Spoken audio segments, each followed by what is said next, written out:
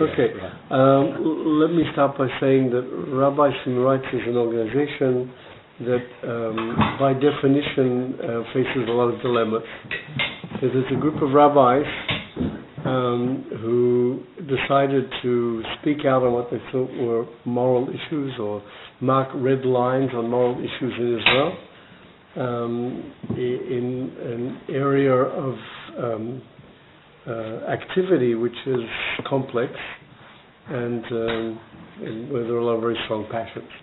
So I'm not surprised that the other day Friday night we were going to have a little meeting with Mount Scopa's kids, and someone said, I don't want it in my home. And I've been there before. Like I once gave a talk in the United States at a conference, reform movement, meeting of rabbis, and the U.S. consulate made sure that someone was there to defend Israel against these dangerous rabbis. So RHL was formed in 1988. It was initiated by a rabbi called David Foreman, a Reform rabbi, who had been very active in the civil rights movement in the United States. In our office is a picture of Martin Luther King and a rabbi, Abraham Joshua Heschel, who was a friend of Martin Luther King's and got very involved in both black rights in America and then against the Vietnam War. He'd written a book about the prophets. It was his doctorate in Berlin. He was a Polish Jew, and he was kicked out of Germany back to Poland, and he got out the last minute of his teeth. He couldn't get a job at the Hebrew University because Martin Buber was already there. They got into the Reform movement. He went to the Conservative movement. Anyway, Heschel's one of the inspirations of some of the people involved in RHR, and some of the older people, older than me. A few of them passed away since. Personally knew him and studied with him and so on. So he's the exemplar of what it means, in my eyes, to be a rabbi who's active for human rights. David Foreman created the organization because he was challenged by his daughter, who heard all these stories from him about how these, not only Reform rabbis, but young rabbinical students, rabbis, went down to places like Alabama and risked their lives in a very different time in American history for what they thought was right, to fight racism. And the daughter asked, well, Dad, there are these things happening in the West Bank mainly during the first Intifada, which lead me to ask you, how come you left your conscience behind when you came out of the Aliyah?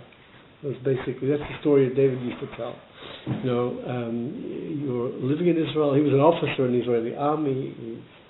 I went also, but he went up as an officer to Lebanon, the first Lebanon war. He had to deal with moral dilemmas, terrorists hiding behind families and all that stuff. And we point that out at board meetings to those who are more radical in the group. But he felt challenged because, and I still remember this very clearly, someone who became a hero of the Israeli left, Rabbi, was murdered, assassinated, gave an order as Sar B'Tachon during the first Intifada, break their bones. Mm-hmm. And that was taken quite literally. I had the misfortune, I guess, of I was in the medical corps, but if you didn't go with your unit, then if you got a Valtam, a postponement of a student or whatever it was, then you end up being sent somewhere to do something. And I was sent to a prison camp in a place called Ksiot in the Negev. And you could see this compound of people with broken arms. So the beginning of the organization was small. It was a small group of rabbis who were learning Tanakh together, and were involved in protesting things. They tried to find them Jewish context, Hanukkah, Yud B'Tevet, to say there's a Jewish voice on these issues. That's how the organization was created. It's grown. 1988. It's grown. There are about 100 plus rabbis who are members. Almost all the Reform rabbis in Israel, which is a small minority. There are, I think, 18 Reform congregations. About half the conservative rabbis in Israel. There are 50, some of them small congregations of the Mishlati movement. And Israel is, like most of the world apart from America, the religious community is dominated by Orthodoxy. And we have 12 Orthodox rabbis and members. A couple of them well known. The most well known is David Rosen, who was a candidate to be ambassador of Vatican. He's been very involved in Catholic-Jewish relations, and he was on the first board. He came out here when the Parliament of World Religions was on in Melbourne, late 2009, I think it was. And he spoke about the fact that he had been involved with. He was one of the founders. He was one of the founders. And probably the guy that makes the biggest impression on me as a person to follow, who helped create the organization, was a pretty old man at the time already, and he's passed away, the Garko Max Wachtel. He was, I think, the chief rabbi of Luxembourg during the Second World War. He was involved in the French resistance. He gave people ordination under wherever he was, in Vichy or whatever.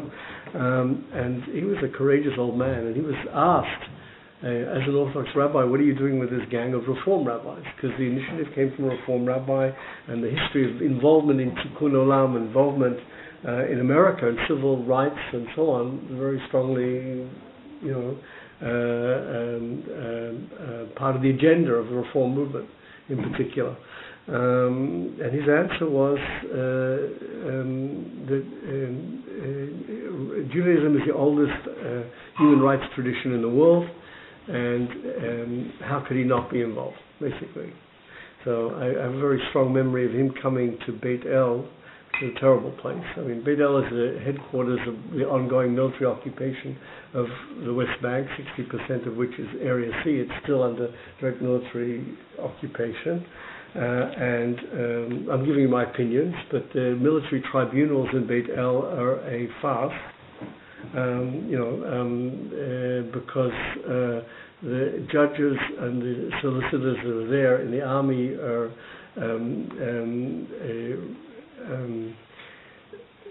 secondary to the Shabbat, secondary to the intelligence services.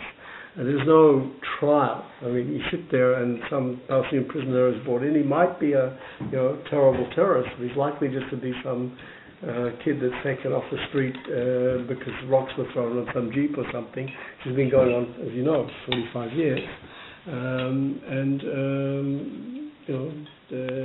Some of the evidence is just not available to people. The Shabbat says, closed information or whatever. So it's very hard for anyone to protect or defend someone in those circumstances. And the people are given, they're often given detention for 3 months, which is renewed. And sometimes I think we create terrorists by this whole method of repression. That's what I saw happening in Kitziyot way back in 1988 when I joined as a rabbinical student at that time, second occupation, teacher of Holocaust studies. And I saw this is a detention camp with thousands of people, including a strict and penal area that's for hardened terrorists or whatever, but a tent city. And you see people training there. You see people like the Hamas was born in these places. You saw the difference between the Ashraf and Hamas. The PLO people back then were willing to talk. We were told you're not allowed to talk to the people, of course. Hamas people were very disciplined and not willing to talk to Israelis. You could see that difference already back then. This isn't the talk. I'm going on and on about the history of RHR. So maybe I'll say a little about what I do and how the organization looks today, and then with questions, talk about what we do, and like the issues of the day. I had a department for the activities of the organization in the occupied territories, which means the West Bank basically, and I work with a small staff. I have a full-time Palestinian field worker, lives in a village in Area C near Nablus, near Shem. We've got money recently for 3 years worth of half-time either rabbinical student or young rabbis for each of the departments. There are 2 other departments. So I have a yeshiva student who's trained to be an Orthodox rabbi. Started out as something else renewal and got Fruma in Israel. What sort of student did you say? He's studying in a yeshiva in Jerusalem. You said the Churva. He got Fruma, more religious. He got Fruma. He got more religious. Who funds him? I don't know who the funder is, actually. Honestly, I just that's that's beyond me. Anyway, so I have this half-time guy working with me, a rabbinical student, Palestinian field worker. We have a team of 4 lawyers, led by a Christian Arab from Nazareth, who's she's very bright and very spot on. She's gone to the Supreme Court a couple of times successfully. And that's basically the people who deal with issues in the territories. We've got an education department led by Rabbi Nava Chefetz, Israeli-born, of Egyptian origin, and they do seminars for Israeli students. We have 2 Batei Midrash at 2 universities, at the Hebrew University and at the Open University. I think they're starting one now in Achula for some kind of Mikhlala up north. And we do seminars, the organization, it's not me personally, at the Michlalot Dam Tzayot. It's something very popular with middle-class Israelis. Kids who take a year off before going to the army to go to some kind of a field school experience where they do tulim, but a lot of it is connected with this or that ideological framework, whether it's towards the kibbutz movement or the reform movement has one. A couple of the settlements, Eli have also Mikolot and Tzvayot, pre-army academies, and a lot of these kids become officers afterwards. They were given a special rating, and they speed them through. And we've been meeting the last 10 years, thousands of kids, to talk about Judaism and human rights.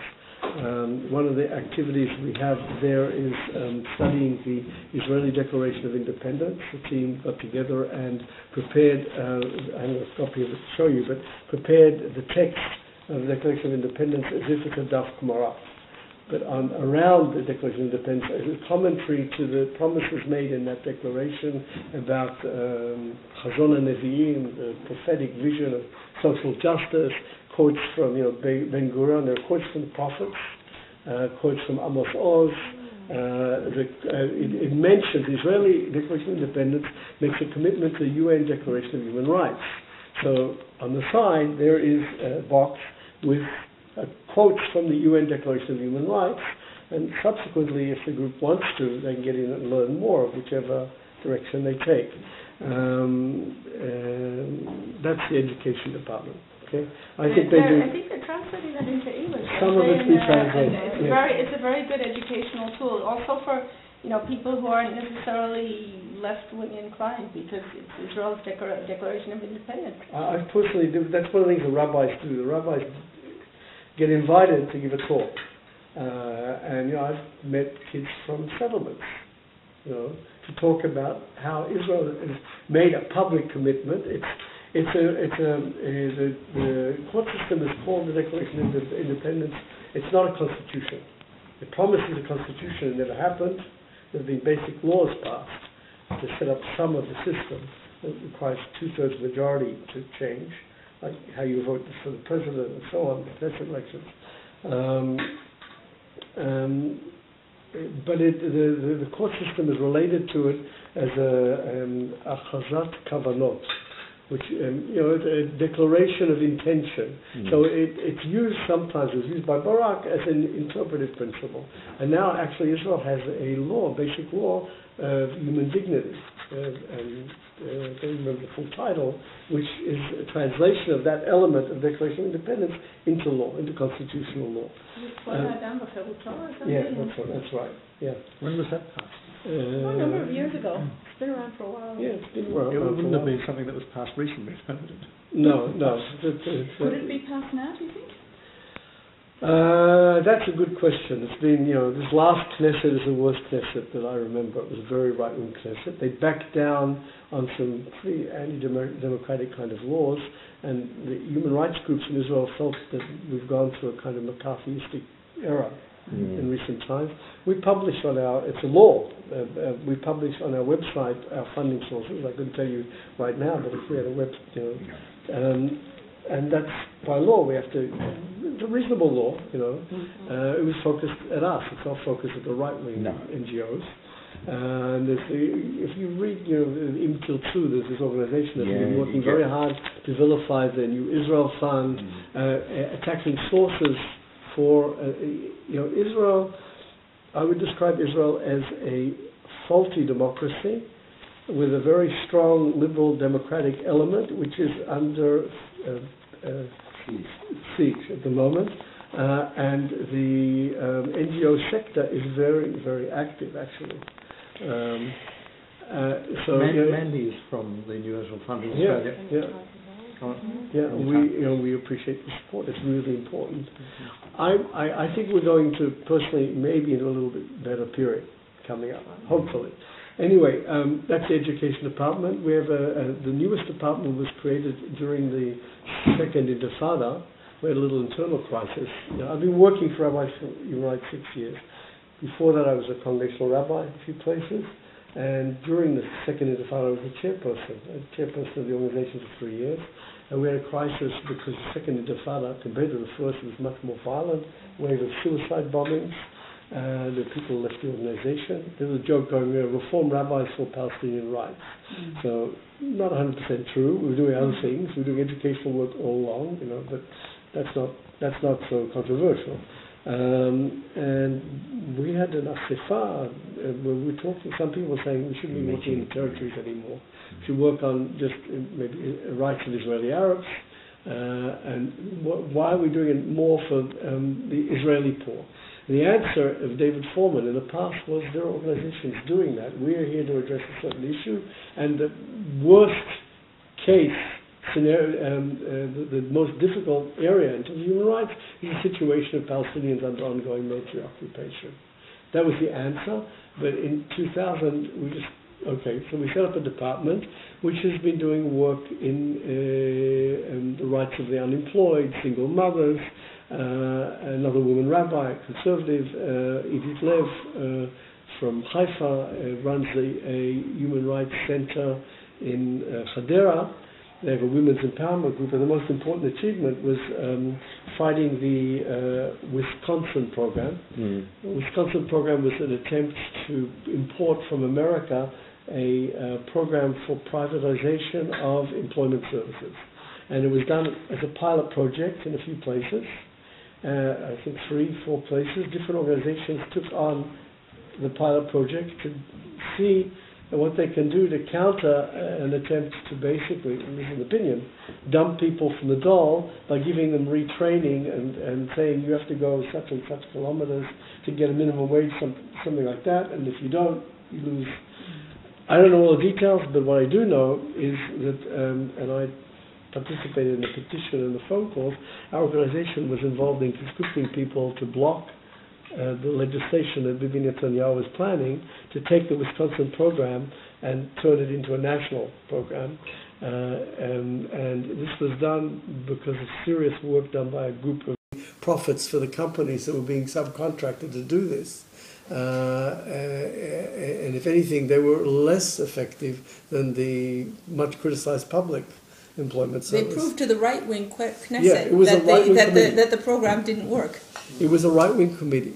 In other words, it was people from Yisrael Beitenu, who knew their Russian electorate, and from Shas, who knew their Moroccan plus ethnic electorate, and they brought mainly women. They brought women to the Knesset, and these were women, some of them missing teeth, single mothers, tough, and they spoke at the Knesset committee also. It's made a big impression.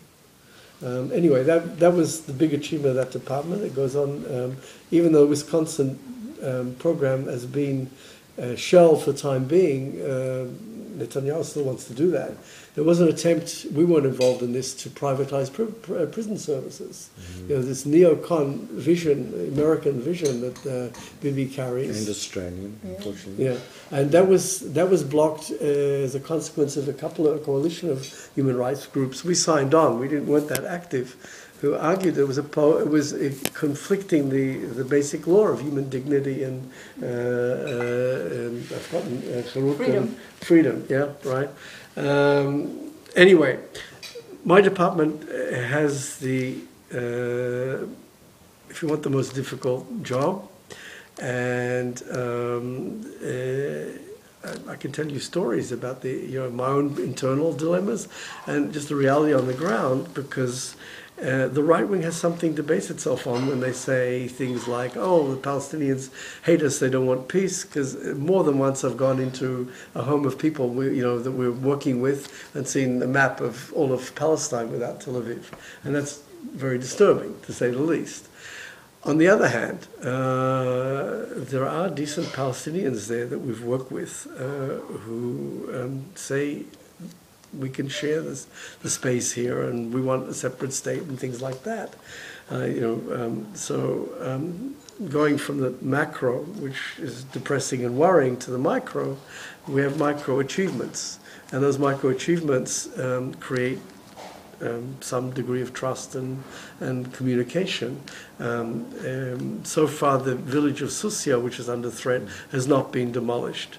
It was the people from Susia were kicked out of a archaeological site under pressure from the settler movement, in collusion with the government, basically the military, and left. Told you go to Yatta, go to the city. Left with no housing, on their own private land. And they set up, first they moved into tents. The tents were blocked, wells were blocked. With the help of our organization, a group of idealistic students from Ben Gurion University, helped them create like a windmill mechanism that creates electricity. There's some Australian funding in that. Yeah. No, from through Oslo. Yeah.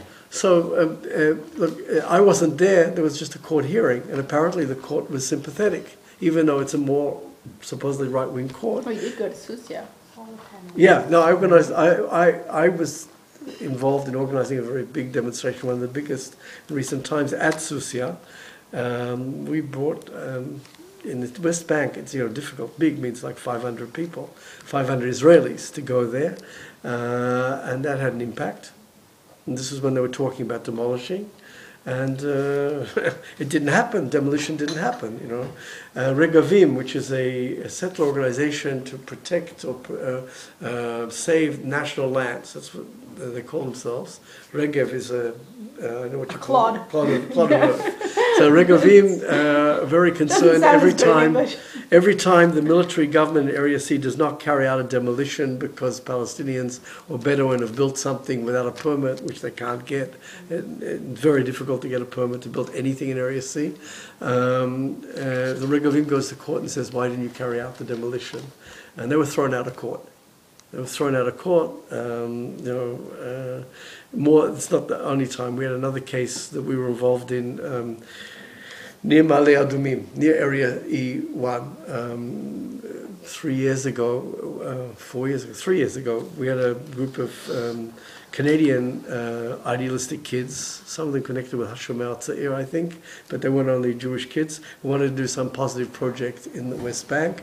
And I fished around. A friend of mine, Jeremy, had strong contacts with a particular Bedouin group. I mean, we've been working with the Jalalin Bedouin tribe, and before my time, but since I came in also, sending volunteers to teach English, bringing this humanitarian stuff, bringing clothing. People dump bundles of clothing at the RHR office, and I go out and deliver. We helped build a school along with an Italian NGO there at a place called Khan al-Ahmar. Ahmar is red. It's like Adumim. The sand is red. So this was a school built with the Bedouin out of tires and mud. It got a lot of publicity, and it was immediately served a demolition order, and the army didn't demolish. It gave them till the end of the school year, and this was done publicly in court because the Regavim ran to court, to Bagatz, and said, why aren't you carrying out the demolition order? And it was almost a comical moment in court because the judge asked the army in court, what are your plans for these Bedouin if you demolish the school? Where do they have schooling? And the army didn't have an answer, basically. Well, they should go to Jericho, the refugee camp, where they were supposed to be. These are refugees from the Negev who were in the West Bank. They were Bedouin there before, but they moved north, So in 67, refugees... There's 67 refugees. No, there are 48 refugees. Sorry, 48. No, they're 51, 52, 53. The Israeli army encouraged Bedouin to leave. I heard different stories. The one was that their sheikh said, we're not going to the Israeli army, so we're crossing. Another was they pushed us out. It's hard to know. That's one of the problems of this work. It's hard to know who to believe. There's a lot of misinformation in the field, both from Arabs you work with and from the army. So, you have to take things with a grain of salt and try and check them out. And sometimes you succeed, sometimes you don't. You want to... No, I was going to say I'd read about this group, or maybe you told me, that they'd well before 67. Yeah, 50s. And then the early 50s. Yeah. Kind of East Jerusalem. Across the Green Line. John, I'd like to turn it, if it's okay at this stage, into some fairly hard questions, because you could obviously talk about particular instances just forever. So, look, I've got a list as long as anything, but I'll stick to one or 2 points. I mean, on the left, you might say on the far anti-Israel left, or those who see that Israel can do no right and all the rest of it. What faith do you have that Israel is actually capable of changing itself? And that leads into the whole issue of Israel as an apartheid state. Okay. That if it is in the state of moving across to something, how can you or rabbis remain sort of Zionist and faithful to a dream which may in fact be completely false and illusionary? Okay, I don't have easy answers. I honestly, when I compare me, when I went to Israel in 1973 as an idealistic 22-year-old, went to the army in Habo and all that, to myself now, I mean, all of us go through this, right? You get more cynical as you get older. Yeah. So but I feel like I haven't changed my ideals. I became religious, and that maybe I wasn't when I left from Habo, but I was into Martin Buber back then. But I feel like Israel's moved right. I think we all see that. The election results, the Russian migration, the reaction to terrorism, which is understandable, the growth in the movement of the Haredi world to the right. Haredim weren't interested, and they've moved to the right also. Sorry? And the modern Orthodox? Yeah, the modern Orthodox has moved. When I went Aliyah, it was already happening. They already were. Gush Emunim already existed. But you're asking me what hope do I have? These last elections are a little glimmer of hope. They're not what I wanted. I'm a Meretz vote. I vote for. There are religious people who vote for Meretz, believe it or not. So Meretz doubled from 3 to 6. But in terms of the apartheid word and how we use it, because many Jews are so shocked and reluctant to even countenance the thought. I don't use the word apartheid. I think that there's a system of discrimination when it comes to control of land, and it's not just in the West Bank, it's in the Galil. The potential for Arabs to build is very limited. It's been limited in East Jerusalem. The land is owned by the Jewish people, and the Jewish people via some partially corrupt people who are making a lot of money out of nadlan, out of private property. When they turf Arabs out of some place in East Jerusalem, like the Sheikh Jarrah demonstrations, the only time I really got arrested. JNF. Yeah, that's not only about these nationalistic guys with flags as big as this this room, rah, rah, rah, we're going to defeat the Arabs and some of them are carnists. It's not about that. It's about the guy who's going to build $1 million worth of apartments in that place for Jews that are going to move more into East Jerusalem. So there's an overlap. And I'm not giving you positive reactions. There are a lot of decent Israelis. There are a lot of decent Israelis. Not, decent Israelis are people who aren't necessarily on the left, but that do not support settler expansionism or racist ideologies. Israel tilted. It didn't go left, but it tilted towards the center significantly.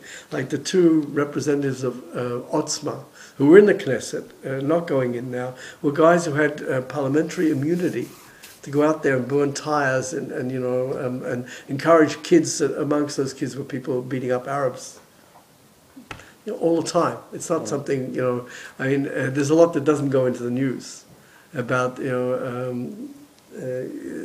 this kind of repression and abuse of the law that goes on in the West Bank, because there's this very clear them and us ideology. Maybe my wife has stuff to say about hope. Well, I don't know about hope. She's more optimistic by nature than I am. We actually had a couple of talks in our own synagogue not so long ago on that very subject. A couple of people who spoke. The former Israeli ambassador to South Africa from the period, of the changeover. And Rabbi David Rosen, who had also been a rabbi in I think the biggest shul in Johannesburg. He knew what apartheid was. Sorry? Cape Town. Oh, Cape Town, whatever, whichever one it was. I don't claim better knowledge. But one of the things that came through for me, it's like, you can't talk about apartheid in Israel in the same way that it existed in South Africa. We don't have separate toilets for Jews and Arabs, and a lot of people sort of come along and say, well, okay, we don't have separate toilets for Jews and Arabs, we don't have racism on that level, and therefore what are people going on about apartheid for? But that's undoubtedly true. But on the other hand, what we do have is this kind of idea of of a kind of divine right. Or if you're not religious, you can talk about some kind of Jewish ethnic right to the land, which completely tilts the whole way that land is living space is apportioned in both inside the green line and out and on both sides of the green line in different ways. And I think this is the difficulty, because it's a difficulty that really goes to the heart of how Israel came to be. You talk about Israel's tilt to the right, but actually tilt back. Or tilt this way or tilt that way, but in fact, the appropriation of the West Bank was done by under labor governments, and and on the basis of labor ideologies that existed before 1948, and so it really goes to the heart of what are we doing there, and that's why it's such a difficult question, I think, for all of us. It's not something that we can sort of say, oh, it's their problem, because really if we're Israeli, we came as part of that ideology of this land belongs to us, and we can't just say, oh, that's their issue. No, we live in Israel. We're part of that. The appropriation of that privilege of owning the land or of controlling the land or something like that. There's this great story. Gershom Gorenberg, he's a friend of ours. Is he? Yeah. He describes what you're talking about, the labor responsibility. He describes it was a Yigal Allon, his helicopter above the West Bank. Being heard on the intercom, they're not leaving, because his experience of 48 was people fled the West Bank. People didn't. The hope was that they would empty. We would have the land without the people. So so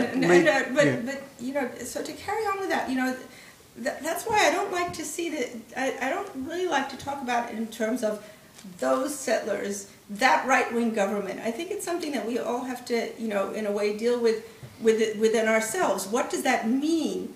If we're not going to give up and walk away, which I think, you know, none of us is really interested in doing, and that's why we define ourselves as Zionists. Yes, we do think we're you know, we have some kind of, you know, claim or reason for being there. Let's put it that way.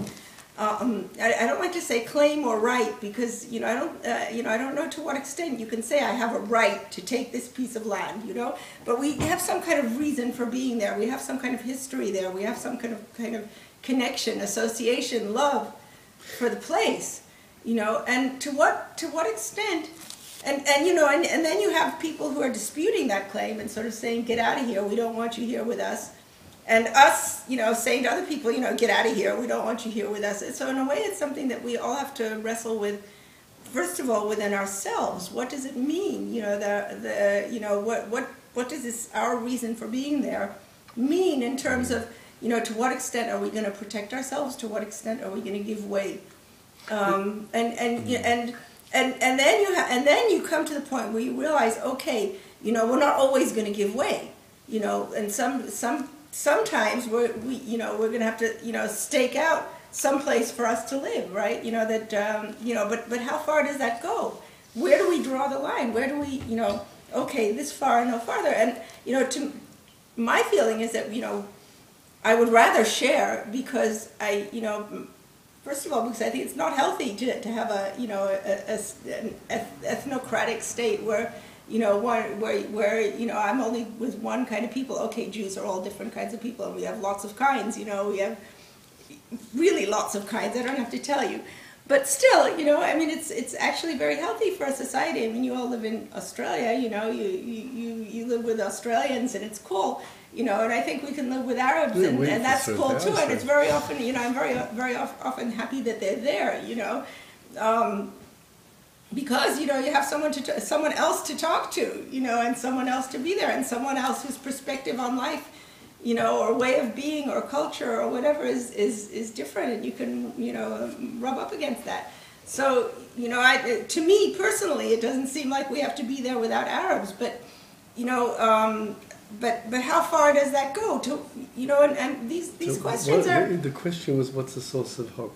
Yeah, well, these questions are difficult, and I think if we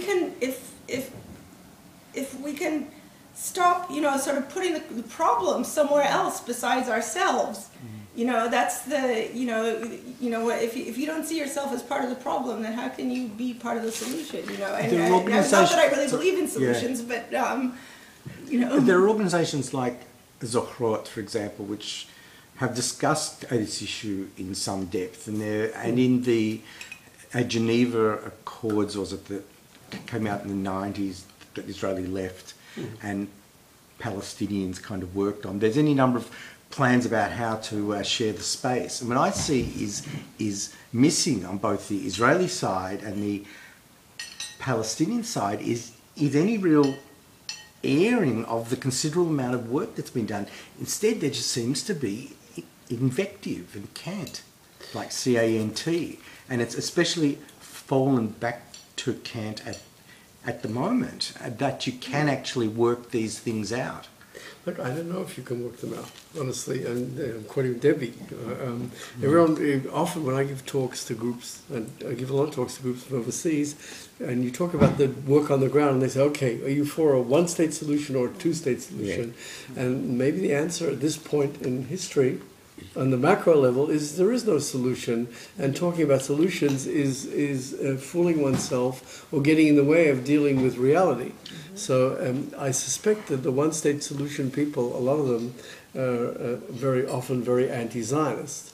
And I worry that the two-state solution people are fooling themselves about the reality. So that leaves me with a question. I had one experience. What's left? What? What's left then? Well, to tell you the truth, what I always say is like... we have that in common. All the knowledge on the ground doesn't make me any wiser than anyone looking from perspective. But what I always say is that, you know, who says that we're at the stage of solutions, you know, and, you know, sometimes I think, you know, all the people, you know, you can go to Geneva, all these smart guys who gathered in Geneva, and you can come up with beautiful solutions, but you're still left with the problem. It's like sometimes you got to say, okay, so people sort of go to the solution stage and they think they can jump over the problem, and by going straight to the solution. Well, it might work in math, but sometimes you actually have to eyeball the problem. Does it come down to that you're scared of losing your house? One big mistake in Oslo, very big mistake. These bright Balin and these bright people on both sides were designing a solution or stages towards a solution, and they weren't really seriously engaging with the religious passions that were there. On one side or both sides? Both sides. I mean, one of the things that set off the second Intifada was Sharon. I mean, I think they was planning before also, but it was Sharon going on the Temple Mount and saying, "This is ours." And I've had Palestinians ask me, simple villagers, "Are you planning to take over the temple? And build your temple?" And there's real fear of that. It's hard to say no. It's hard to say no. But the Waqf actually gave him permission to go up there. It's just that nobody else accepted it. The people on the ground didn't accept it. The Waqf actually gave him permission to go up onto the Temple Mount at that time. Well, he was giving him an excuse for what was going to happen after. Can you explain this with that point? Because I've heard Melchior, he's come here and he also made that same point. What exactly, if you were rewriting Oslo now, what exactly would you have put in there to include religious people more? Like who, I mean, I understand the idea in principle. In practice though, what does that mean? Practically? Yeah. Because I'm not at that level of, well, I can quote someone from the IRA. We took a group of Mary, what's her name? She won the Nobel Prize. Robinson. Yeah, she came and I spoke to one of the other people. We went down to Silwan. We was talking about home demolition to Silwan, and there was a protest tent there. There were 80 houses threatened with demolition, which didn't happen. Yeah. By the way, one thing for Hope, Israel does respond, believe it or not, to pressures from outside. Sometimes. No, Bibi's backed down a couple of, I mean... Sometimes. When the U.S. State Department, picks up a phone, the houses don't get demolished. I've seen that, Sarah Nags thing. Yeah, by the way, we're like in the religious community, maybe Malshinim. We meet with people from the consulates and tell them, look, they're taking over water here, this is happening there, and they write their report. And usually, it gets shelved in the U.S. State Department, but sometimes. Look, I don't know. One thing that these IRA people said that really surprised me, they wanted to know why all these Israeli leftists talking all the time about kicking out all these settlers, which surprised me and caused me pause, think. Basically, they were saying, these are people, they're already a second generation, they're living there, they're very profoundly committed and willing to risk their lives to be there. Maybe you need to engage them in the process. Well, what do you think about Rabbi Fruman's approach from Tekoa? Do you know Rabbi Fruman? Yeah, So unfortunately he's very ill, Yeah, so and I don't know other sort of settlers that share that view, There is a small group. Which is that we have a settler supporter, Rabbis Human Rights from Gush Etzion, who regularly donates to Rabbis Human Rights. It came out to a demonstration after a firebombing by kids in Beit Ain. He's active on our Facebook. Yeah. So there are. Support rabbis. This is not Fruman. Fruman is a mystic, and his group is very small, and they're very idealistic. I don't think they have a big impact on their community. Honestly, he's a respected guy, but then he went to meet Yassin or whatever. I think the rest of the people think he's great. Yeah. But there are other settlers. Apart from, like this guy, I've forgotten his name now, Josh, an American, who are more rational. So do you think that, because his argument, because I've been to Tekoa, his argument is that, that there can be peace and all the settlers should be able to stay but live together in harmony or something like that. Is that possible from what you've seen? I don't know. Inshallah. I think that what I'm hearing from Palestinians is the settlers have to go, all the settlers have to go. They say that all the time, and I hear it from the Israeli left.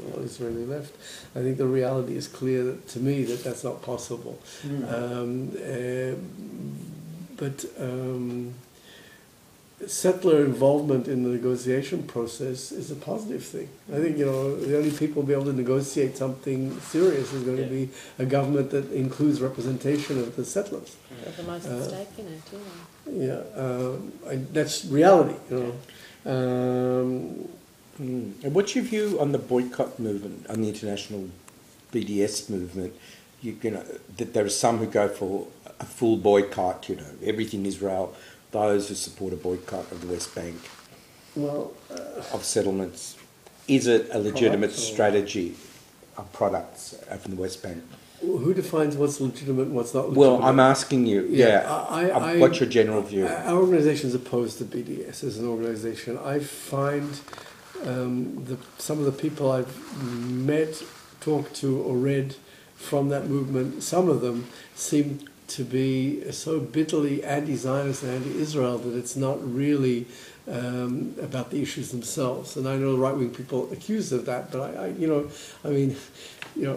been called this too, but there are self-hating Jews. There are people with huge hang-ups about Israel in that movement. And in America, the Jewish involvement in BDS is huge. And there are Palestinians who are pushing it. That's what they want. I can understand them. If they feel that there's no one to talk to on the Israeli side today, I can understand why they go in that direction. I just, think that considering who the Jews are, and maybe the Afrikaners are in some ways similar, but I think we're different.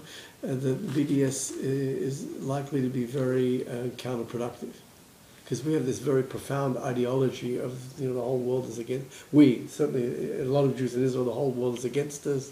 The whole world sold us out during the Holocaust, all that sort of thing. So in terms of effectiveness, I think not wise, but I think it's also informed by some anti-Semitism, and I'm very, that sticks in my throat. Might be my hang-up, You could also go and go to the West Bank and see all the Palestinians shopping at Rami Levy. The Palestinian economy is 3% of the Israeli economy. Israel is an economic success story. There's a lot of economic dynamism there. And BDS has not been significant so far in impacting on Israel. It would be if the European Union makes decisions. It could be. I can imagine that certainly in the settler movement, there are Israelis who've been doing, cherem of settler products for donkey's years, and hasn't stopped the growth of additional settlements. After Oslo, when there were all these agreements, no more new settlements. So you have Eli Aleph Bet Gimel Daled and Itamar Aleph Bet Gimel Daled. It's really a new settlement with the same name on the next hill for the young couples of that settlement. I'm talking, there are thousands of Israelis, the Meretz people, some of them certainly Israeli Jewish communists, who don't buy products, from settlements. Maybe a better question is what would be the most effective ways to pressure Israel into, to apply pressure to Israel. I don't know about but where it might lead.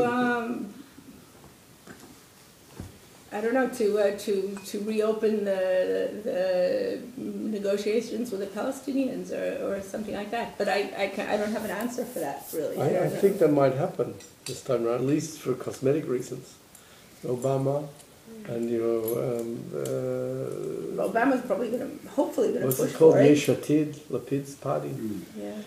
You were about to say something else. Sorry. A question about normalization. Is the term familiar? Yes, and I've had unpleasant experiences with normalization and pleasant ones. Does everybody here know the term normalization? Well, look, I'll tell you, I came home really upset because I was asked to go to a meeting with a group of people who were being funded by a particular organization from Europe.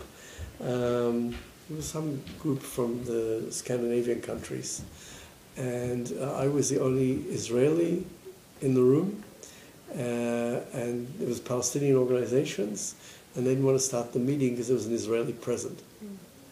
And in the end, I had to get up and leave so they could have the meeting and then meet separately with these people. And and the reason was normalization, and it was like a pack of cards because people were very friendly before the meeting. We had coffee, right? Before the meeting starts, and one woman pipes up and says we shouldn't be meeting with Israeli, and suddenly all the other people around and these are middle-class Palestinians. I've had the opposite. I've had Palestinians, Sami Awad in Beit Lechem, more than once tell me I don't care about this normalization stuff, but they're a minority. I think amongst Palestinian intelligentsia, this anti-normalization is pretty strong. But normalization affects public stuff more than private stuff? Yeah, yeah. So the private stuff sort of works fairly well. Stuff where you're specifically helping Palestinians in a very specific human rights abuse, or you're trying to help in something humanitarian, still is able to function. But anything that's public, yeah, then there are issues. And I mean, they go overseas. It's like it's distressing. You go. I've been to a conference in Cyprus. I've been in Turkey, and we're meeting with Palestinians. And we're having our dialogue, and then suddenly at some point during the dialogue, someone says something in the conversation, and it just breaks down. And it's around this normalization stuff. In Cyprus, I remember the Muslims were pressuring the Palestinian Christians. They were too friendly to the Israelis, and they got colder and they distanced themselves. It affects things in Melbourne as well. You feel it in Melbourne? With meeting with people from the Palestinian community, and you can do it sort of on a private basis, but as soon as the thing is going to become public, then... But is that normalisation, or is that just the mirror of the kind of pressure that you have in the Jewish community about talking to the enemy? And we don't have that problem. No, but no, Palestinians you don't have that, themselves have an issue with the idea of them being seen to have been talking to people in the Jewish community. But I don't think that. I think that's quite a different issue, because I think what it is in Israel is the sense that if you kind of work with Israelis, then by sort of stealth, not even by stealth, then what you're implicitly doing is accepting the situation and kind of not colluding, but I think it's a reflection of the same sort of thing. But I think in Australia it might be more of I don't know how else to put it than like a fear of being seen to talk to the enemy, which I think is quite a different thing. Because I think I think the way that normalisation is used in Israeli politics, in politics in Israel, is very problematic. But I think there is some kind of merit to it, because there is whitewashing that goes on with organisations like. But I think in an Australian context, it's just ridiculous. I do too. What I've seen over the years is Palestinian disappointment that dialogue groups haven't achieved anything for them. A loss of interest in dialoguing with Israelis, very clearly. And yeah, this idea that it's giving legitimacy and whitewashing the situation as if everything's okay, and so we can organise a football match between this village and this kibbutz or whatever it is. And then it's kind of makes it really feel good, and you use it for publicity, and so you can see the merit in being critical of that. But where it's about dialogue without any possibility of that being the case, I think it's just an excuse not to engage. We've got a very profound. They're happy to do it on a private level. But they don't want to be seen, maybe. I have to say that each time we go abroad, we're kind of shocked at the situation in the diaspora, where people really can't talk to each other. It's more talks to divided shores, physically divided. Yeah, and he gave one talk in New York where the left people were sitting on this side and the right people were sitting on that side. You know, they were there to catcall it. They were there, you know. Shulz don't want to talk about Israel. They don't want to talk about Israel at all because it's too divisive, you know. And I mean, to an extent, we have the same problem in Israel, less though than in the diaspora. Yeah, sure. And you know, I do think that both in Israel and even more in the diaspora, and maybe, you know, the diaspora, you know, like to problem solve on that, you know, on what's going on in your own communities, and, you know, see if you can just talk over that divide, you know, and then and you know, and try and bring some of that to Israel, like, you know, or for Israel to bring some of it to you or something like that, you know, is like a worthwhile project, because it seems to becoming those issues seem to be becoming more and more severe, you know, in the diaspora, and it seems like, you know, serious work needs to be done on that, you know, to bridge these. You know, to talk about what is it that hurts so much on this issue within the Jewish communities. What is it? That you can't even talk about it anymore. Well, they've been sold a turkey for so long and lived a myth. See, I think you're doing it too. And they this, they that. I think you're doing the same thing. No, it is. My community has been sold a turkey for so long and believe a very large a proportion of people. You've been patronising. Well, no, I'm just observing of a life of living, you know, I lived in Israel, coming back here after the States and seeing that there's just and 20 years of sort of activism of some kind or other. Plus ça change, you know, it's just the same thing comes up again and again and again. A resistance to, you know, even having a look at the occupation and thinking that it's a benign occupation, that it's like no other, that it's all okay, that they're healthier and that they, you know, are freer and all the rest of it. Or that we have the most moral army in the world. Yeah, you know, all that stuff, and reports come out again and again and again. Now, Mandy, that's not being patronising, because we've just seen it happen over and over and over, and it's got worse and worse and worse. I mean, I can remember in 73, 75, 76, 77, all those times, it seemed great, you know, all these happy Arabs on the West Bank, and you could go shopping and all the rest of it, and we were completely unaware of what was really being established. And then by 1980, 85, you know, kaboom, an intifada broke out. You know, everyone's kind of surprised that these niggers are revolting. And people were still reluctant to take in fact that maybe something was fundamentally wrong, and that there was a mythology, and there was a terrorist underground, a Jewish terrorist underground, as you remember, 79, 80, and people said, oh, these are nice Jewish boys. These are, you know, no, these were terrorists. They were just like what happened in the 40s. And so reluctance to admit that there's really a bad side to it all has really been a hindrance. I think there's another denial also. No, I think there are people in the Jewish community, and maybe a lot of people who see it that way, but I think there's a much bigger silent majority who see much more than you give them credit for, but who have their reasons not to say things. Mm-hmm. And I think that maybe it would be helpful to be empathetic to why they don't say anything, or to at least try and understand why they don't say anything. I think I understand why, but you can wait year after year after year after year, and what happens? It just gets worse and worse. Yeah, and worse. But the question is, what can you do about and that? that's what I will. Okay, and specifically, how can you get people to be able to open their mouths without fear? You know, I mean, there seem to be such a whole load of things, you know, weighing down on us. People are afraid, to open things to our enemies. People are afraid of their position in the Jewish community. People are afraid of, there seems to be loads of fears and tensions that are going into this issue within the Jewish community before you even talk to a Palestinian, that's freighting it all down, and people are so afraid of this divisiveness and so on. So it's like, and just to sort of say, well, we've been fed a bill of goods, doesn't necessarily, get you over. The territory